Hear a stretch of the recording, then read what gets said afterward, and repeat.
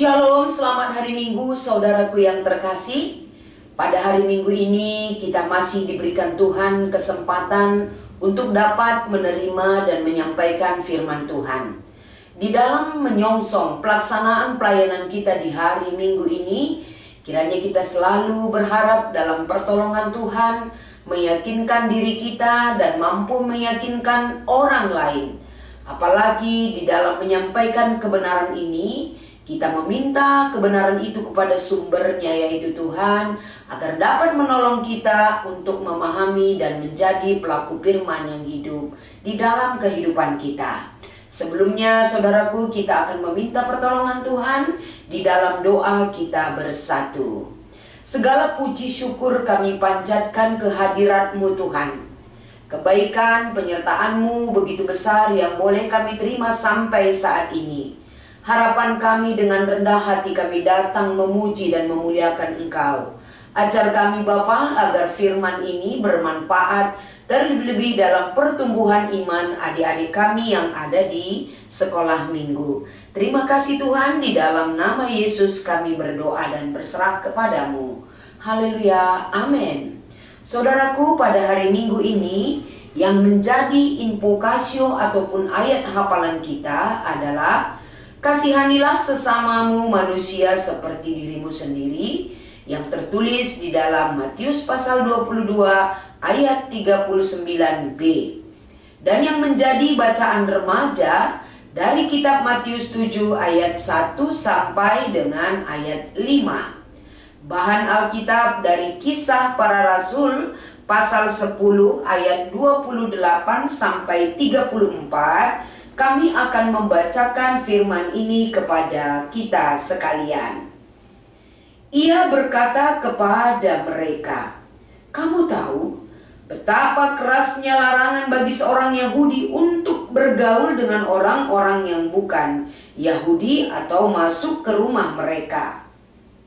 Tetapi Allah telah menunjukkan kepadaku bahwa aku tidak boleh menyebut orang najis atau tidak tahir.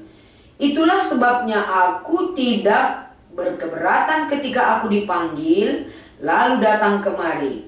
Sekarang aku ingin tahu apa sebabnya kamu memanggil aku."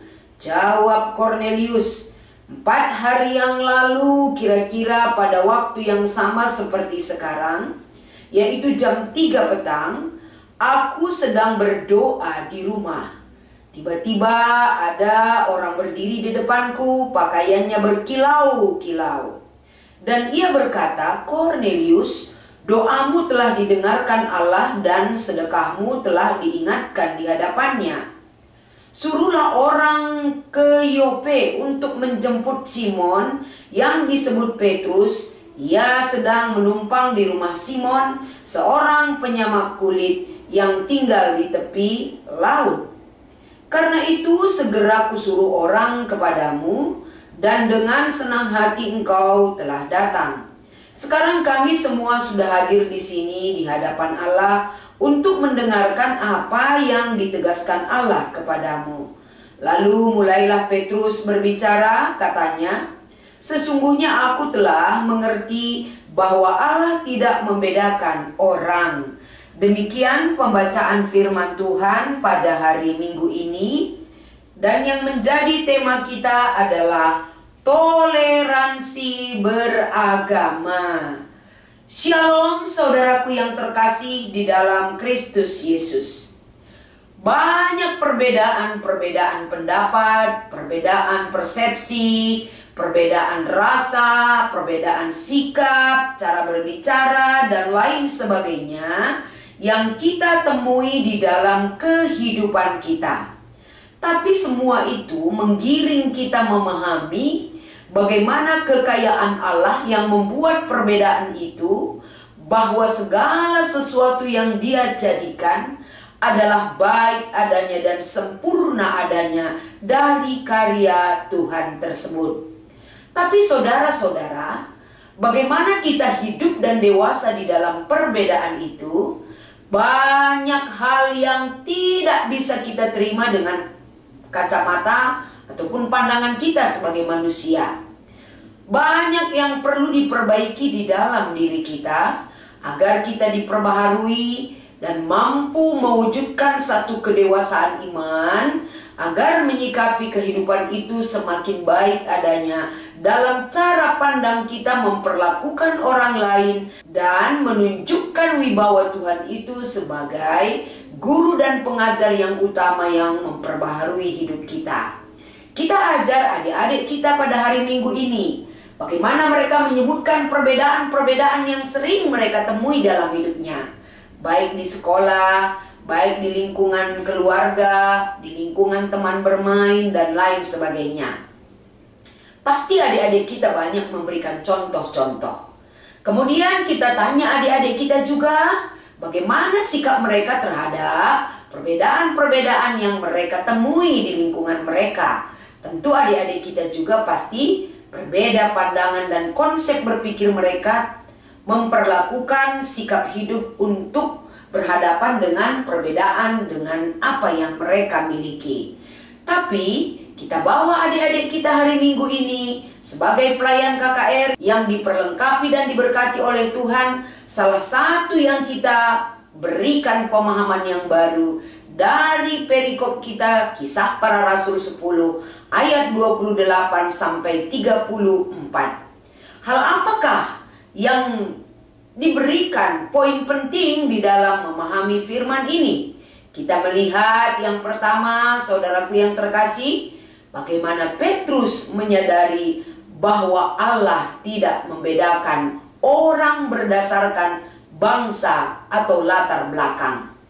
Kenapa Petrus bisa melakukan hal yang demikian? Karena satu hal, Roh Allah jadi pengajar bagi dia. Dia memahami pengajaran kebenaran firman itu menguasai hidupnya. Dan hidup di dalam kebenaran itu menjadikan modal utama yang dia pakai untuk membawa orang-orang agar benar dalam pola kehidupan di hadapan Tuhan.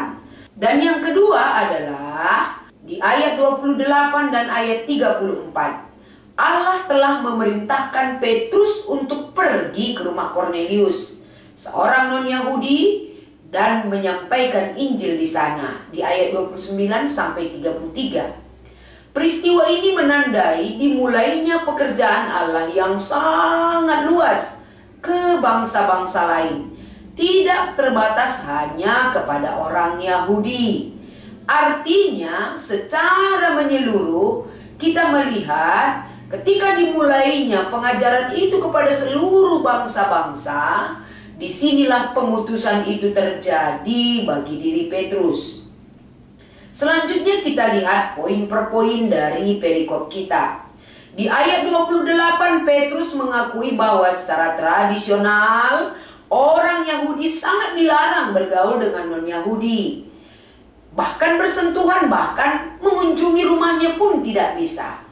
Namun hal ini ditegaskan oleh Petrus bahwa bagaimana Tuhan telah menunjukkan kepadanya bahwa ia tidak boleh menganggap orang lain najis atau tidak tahir.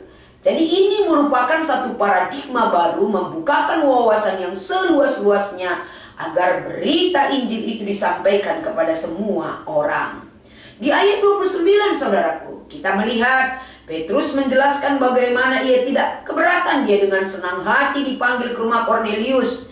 Karena itu dia ingin tahu apa sih alasan Kornelius memanggil dia.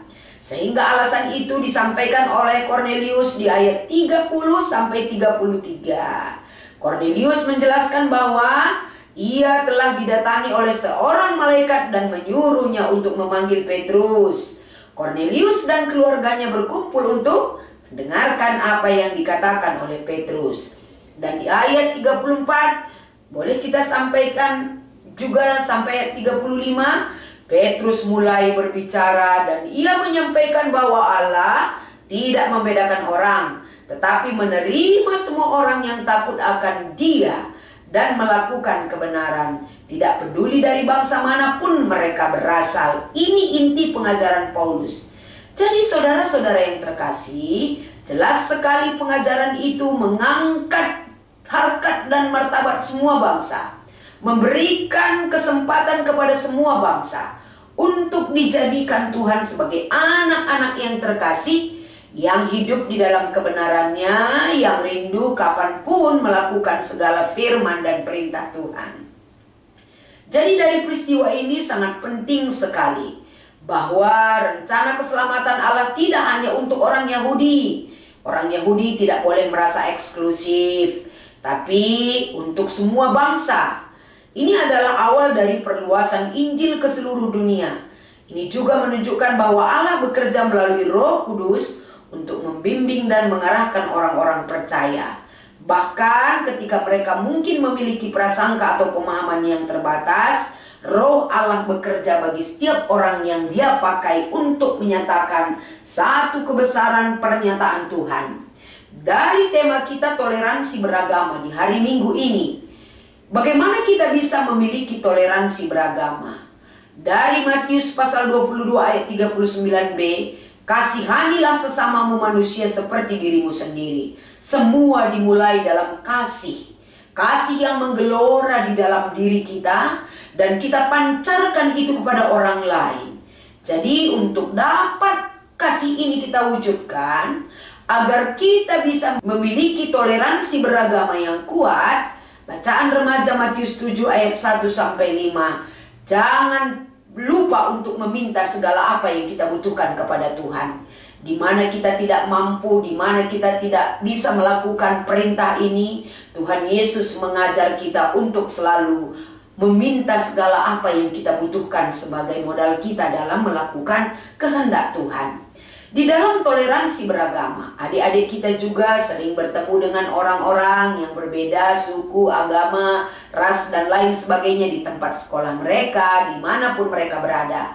Tapi di hari Minggu ini kita bawa adik-adik kita, pernahkah mereka tidak suka terhadap orang lain yang tidak sesuku ataupun tidak memiliki keyakinan yang sama dengan mereka? Kalau mereka mengatakan itu pernah, kita ajar adik-adik kita, sama seperti Petrus menyatakan, setiap orang yang menerima kebenaran Injil dan hidup di dalam Injil, itu adalah anak-anak Tuhan yang terkasih di dunia ini. Jangan pernah kita membeda-bedakan, karena Tuhan tidak pernah membeda-bedakan kita untuk menerima karya keselamatan di dunia ini. Mari pelayan-pelayan KKR bawa adik-adik kita agar mereka semakin diperbesar, semakin mengimani dan menghidupi toleransi beragama. Karena ini adalah bagian kehendak Tuhan yang harus kita lakukan. Apa yang harus mereka lakukan? Menunjukkan toleransi beragama itu bisa dilakukan kalau Petrus mau mengunjungi orang yang berbeda suku dengan dia. Walaupun budaya melarang, tapi iman menyatakan itu tidak boleh. Dia selalu menunjukkan itikat baik bagi semua orang. Ini pekerjaan roh yang disampaikan oleh Petrus, sehingga dia diberikan Tuhan kesempatan untuk menyampaikan pengajaran di dalam keluarga Kornelius yang begitu baik hati, yang dermawan, yang memiliki iman kepada Tuhan. Dan Kornelius juga semakin bertumbuh iman dan kepercayaannya dari pelayanan Petrus di tengah-tengah keluarga Kornelius. Kiranya firman ini menjadi kekuatan bagi kita. Selamat melayani, Tuhan Yesus memberkati. Kita berdoa. Segala puji syukur Bapa kami kembali panjatkan kehadiran-Mu. Berkati setiap orang yang akan menabur firman ini. Berkati hikmat anak-anak kami, adik-adik kami di sekolah minggu. Kiranya penyertaan Tuhan memampukan mereka menyampaikan kebenaran ini. Di dalam Kristus kami selalu berdoa dan memuji nama-Mu. Haleluya. Amin.